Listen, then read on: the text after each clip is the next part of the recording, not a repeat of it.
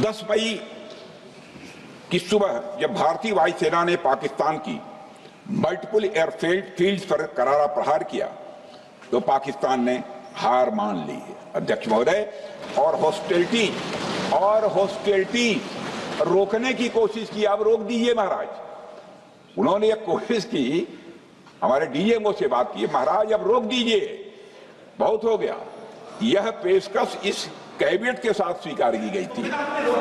सुने, रुकिए तो रुकिए, बता दूंगा, बता दूंगा। अब बैठ तो आपको मौका मिलेगा। यह क्यों रुका, इसका पहले ही मैं पूरी तरह से वर्णन कर चुका हूं अध्यक्ष महोदय। मैं नेता प्रतिपक्ष को बहुत सम्मान के साथ कहना चाहता हूं कि कृपया एक बार मेरा पूरा भाषण पूछ लें। आपको प्रश्न पूछने की पूरी आजादी है, आप पूछ सकते हैं, मैं उसका उत्तर दूंगा।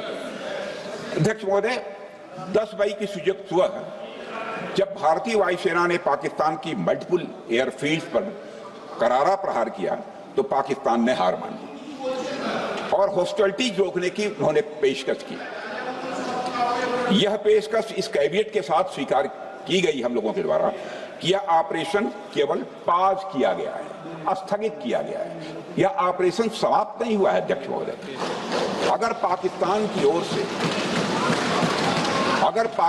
की ओर से भविष्य में कोई भी मिस एडवेंचर हुआ तो यह ऑपरेशन अध्यक्ष महोदय, मैं सदन को आश्वस्त करना चाहता हूं, दोबारा प्रारंभ हो।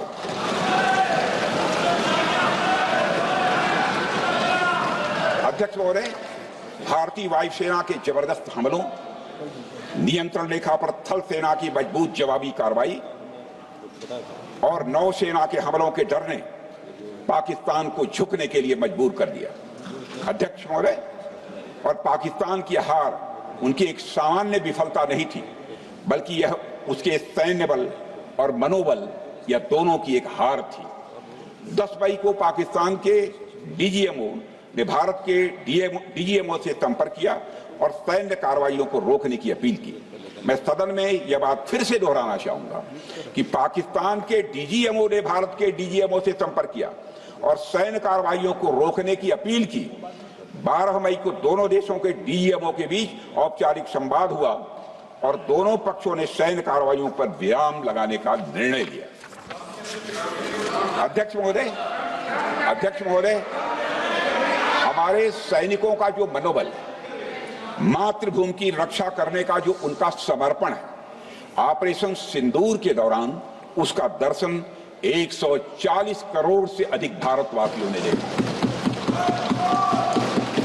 मुझे खुद भी और प्रधानमंत्री जी को सीमावर्ती क्षेत्रों में जाकर हमारे जवानों से मुलाकात का अवसर मिला है। अध्यक्ष महोदय, श्रीनगर के मिलिट्री बेस पर, भुज के एयरबेस पर, उधमपुर के कमांड सेंटर पर, हर जगह प्रत्यक्ष मैंने अपनी आंखों से देखा कि हमारे सैनिकों का मनोबल अपनी पूरी बुलंदी पर था। उनकी आंखों में विश्वास है और उनका संकल्प अडिग है। वे न केवल भारत की सीमाओं की रक्षा कर रहे हैं, बल्कि हमारे राष्ट्रीय स्वाभिमान की भी अध्यक्ष महोदय रक्षा कर रहे हैं। अध्यक्ष महोदय, किसी भी देश में जनता सत्ता पक्ष को और विपक्ष को अलग अलग दायित्व सौंपती है, दोनों को अलग अलग दायित्व, और हेल्दी डेमोक्रेसी में तो स्वाभाविक है। सत्ता पक्ष का काम होता है जनता के हितों को ध्यान में रखते हुए कार्य करना, और विपक्ष का काम होता है सरकार से जनता के मुद्दों से संबंधित जरूरी प्रश्न पूछना। ऑपरेशन सिंदूर क्यों शुरू किया गया, इसकी जानकारी पहले भी दी गई है और आज भी मैंने सदन को दी है। अध्यक्ष महोदय, कभी कभी हमारे प्रतिपक्ष के लोग ये पूछते रहे हैं कि हमारे कितने विमान गिरे। मुझे लगता है उनका यह प्रश्न हमारी राष्ट्रीय जनभावनाओं का सही से प्रतिनिधित्व नहीं कर रहा है। मुझे लगता है उन्होंने एक बार भी हमसे यह नहीं पूछा कि हमारी सेनाओं ने दुश्मन के कितने विमान मारे गिराए।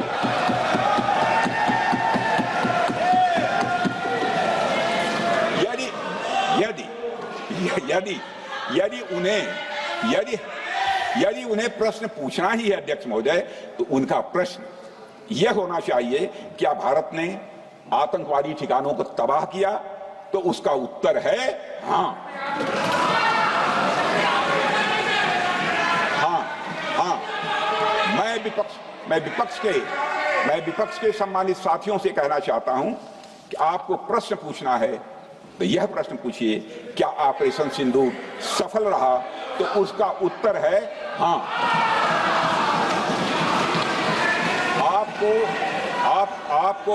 आपको प्रश्न पूछना है, तो यह प्रश्न पूछिए कि जिन आतंकियों ने हमारी बहनों, हमारी बेटियों का सिंदूर मिटाया, क्या हमारी सेनाओं ने ऑपरेशन सिंदूर में उन आतंकियों के आकाओं को मिटाया? तो इसका उत्तर है हाँ। और आपको प्रश्न पूछना है तो यह पूछिए, कि इस ऑपरेशन में क्या हमारे जाबाज सैनिकों को कोई क्षति हुई है? तो उसका उत्तर है नहीं। अध्यक्ष महोदय, लक्ष्य जब बड़े हो तो अपेक्षाकृत छोटे मुद्दों पर हमारा ध्यान नहीं जाना चाहिए। लक्ष्य बड़े हों तो छोटे मुद्दों पर, अपेक्षाकृत जो छोटे मुद्दे होते हैं कंपैरेटिवली, उन पर ध्यान नहीं जाना चाहिए, क्योंकि छोटे मुद्दों पर ही ध्यान देते रहने से देश की सुरक्षा और सैनिकों के सम्मान और उत्साह जैसे बड़े मुद्दों से ध्यान हट सकता है, जैसा कि विपक्ष के हमारे कुछ साथियों के साथ हो रहा है। अब चूंकि विपक्ष के मित्र ऑपरेशन सिंदूर को लेकर उचित प्रश्न नहीं पूछ पा रहे हैं, तो उन्हें मैं क्या बताऊं अध्यक्ष महोदय। मैं लगभग 4 डिकेड से अधिक समय से राजनीति में, सत्ता पक्ष हो या विपक्ष हो, अपनी पार्टी हो या दूसरी पार्टी हो, कभी भी किसी के साथ दलगत राजनीति को मैंने शत्रुतापूर्ण तरीके से जिंदगी में नहीं देखा है मैंने अध्यक्ष महोदय। इसलिए आज अगर विपक्ष प्रश्न पूछने में असफल है, मैं विपक्ष को उनके इस काम में थोड़ी सी मदद करना चाहता हूं। अध्यक्ष महोदय, मैं विपक्ष के अपने सम्मानित साथियों से ये कहना चाहता हूं कि यदि आज हम लोग सत्ता पक्ष में हैं, तो ऐसा नहीं है कि हम हमेशा सत्ता पक्ष में ही रहेंगे। यह आवश्यक नहीं है, किसी के लिए आवश्यक नहीं। एक लंबा समय हमने विपक्ष का काम किया है, एक लंबा समय हमने सरकारों से सवाल पूछने में लगाया है। जनता ने जब हमें विपक्ष में रहने का दायित्व सौंपा था, तो हमने विपक्ष में रहकर विपक्ष की भूमिका को बड़े ही सकारात्मक तरीके से निभाया भी। अध्यक्ष महोदय, विपक्ष में रहकर हमने कैसे प्रश्न पूछे, इसके कुछ उदाहरण मैं यहां रखना चाहता हूं। 1962 में अध्यक्ष महोदय, चीन के साथ हुए युद्ध में जब दुखद परिणाम आया, तो हमने उस समय की सरकार से यह पूछे थे, लेकिन वह प्रश्न यह था कि हमारे देश की धरती पर दूसरे देश का कब्जा कैसे हुआ।